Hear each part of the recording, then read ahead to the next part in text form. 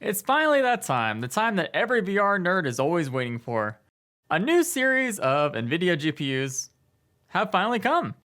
We have the RTX 30 series that just recently came out the past couple weeks, and I finally got my hands on one, and I'm going to do a bunch of benchmarks with this bad boy.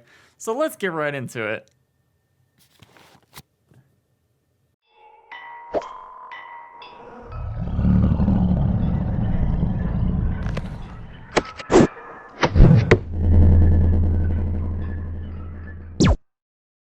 So today we're using the Gigabyte 3090. It is kind of a workstation card, which is why it has 24 gigabytes of VRAM. However, if you compare it to the 3080, many other websites and YouTubers have already noticed that actual gaming performance is about maybe 10% higher. So add about 5 to 10 frames per second per game I'm about to benchmark, and you'll probably get about almost the accurate 3080 benchmarking score for your VR games. So if you're looking to get 3080, this video can still help you. It's just I got a 3090 because I do a lot of stuff like video editing and content creation. So this card is more desirable for me.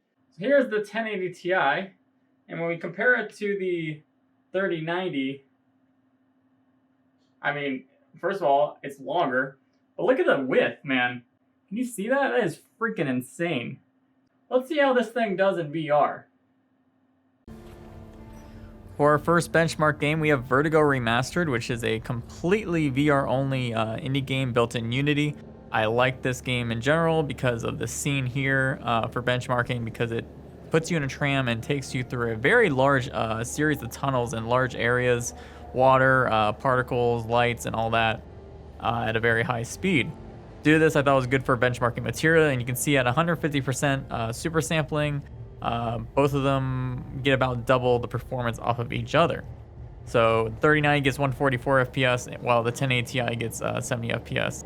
This will be the only benchmark I do in the exact same percentage super sampling for reasons I will explain later on. I also want to say this game is fantastic. If you don't know anything about the original Vertigo, this game is a remastering of that, and the original Vertigo was revolutionary back in 2016 when the first full consumer VR headsets came out. And I'll be doing a video showing off this game further, so if you're very interested in that, which you definitely should be, please click the subscribe button and the bell and you'll be able to see that. Now for our next benchmarks, we have a few other games here. So for the rest of the benchmarks, I kind of did something a little bit more different. Basically, whenever I got 100% super sampling and not a full 144 hertz or close frame rate, I decided to see with the rest of these benchmarks for mostly non-VR focused games, what exactly I can bump up the super sampling to get the same frame rate as the 1080 Ti. And with the first test, Fallout 4, it wasn't until I got to around 250% super sampling that I was able to get about the same average frame rate and frame times for these. As I said before, I double checked the frame times to make sure that this information was as accurate as possible. I just didn't get the actual live graph for those frame times. However, Fallout 4 VR is just a pretty okay game when it comes to performance. Bethesda has not been very good in their ports of VR.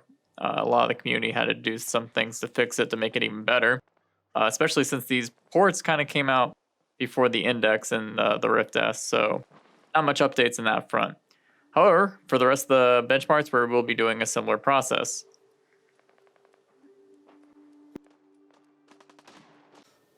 Now for the PC VR benchmark game Half-Life Alyx, and it is an insane amount of detail we have here. Valve did a great job with performance-wise, but you'll see here the numbers don't fully match up, especially at this point. However, I just wanted to show off that you can actually run this game at 500% super sampling with a 3090, and probably similar with a 3080. Just to make sure people are questioning these results, I checked multiple times, and also the console command to make sure Half-Life Alyx is not automatically changing the super sampling percentage is on. If you care about spoilers, by the way, skip ahead 1 minute because I'm about to show a scene that is kind of spoilery to the game. So here in the vault, we have a pretty intense area. A lot of particles and geometry are floating around. It's definitely one of the more intense areas of the game. And this is where it's kind of strange. Like I said, this game runs amazing at 500% super sampling. you can definitely play this game completely doing so. And here it's literally the same exact performance as the 100% from the 1080 Ti. So I definitely will be replaying this entire game in 500% and giving my opinions on that, because just testing it alone was just a spectacle for the eyes.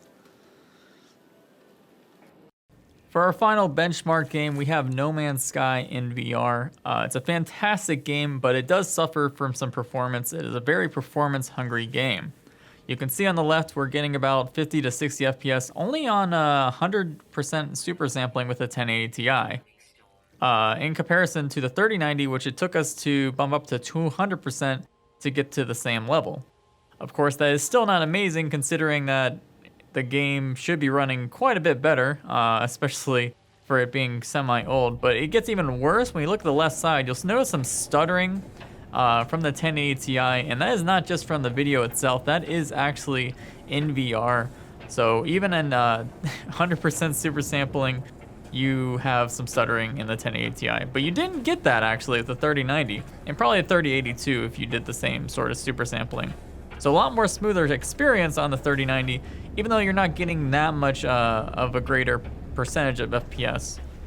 I will say this game, if you bump it down to 100% super sampling on a 3080 or 3090, this game is fantastic for VR, and I think it's one of the hidden gems among the community.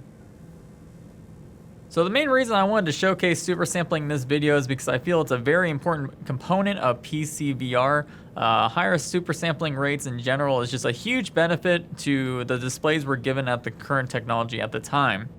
Super sampling can really make the big difference. Like I said, when I was in Half-Life VR at 500%, it truly looked like a new, I was wearing a new headset at that point, and it was great.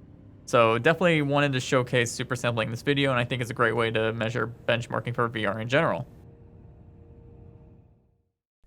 So as you can see, obviously the 30 series is quite a big step up from the 1080 Ti. By the way, for those who are wondering, I chose the 1080 Ti as my sort of reference benchmarking GPU because a lot of VR users actually have that GPU more than any of the 20 series. 20 series wasn't much of a step up from the 10 series, and a lot of people stayed from 1080 and 1080 Ti and might be interested in upgrading finally now. Anyway, there's only one thing I need to do first before I go back to playing games.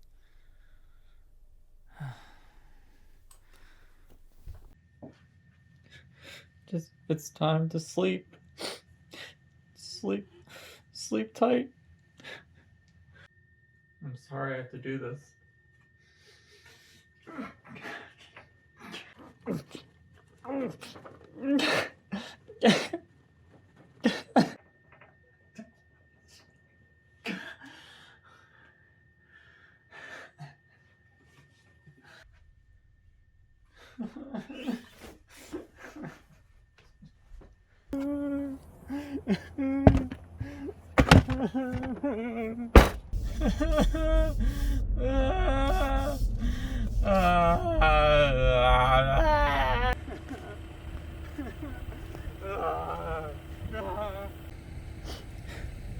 Good night, sweet prince. Time to join your friend.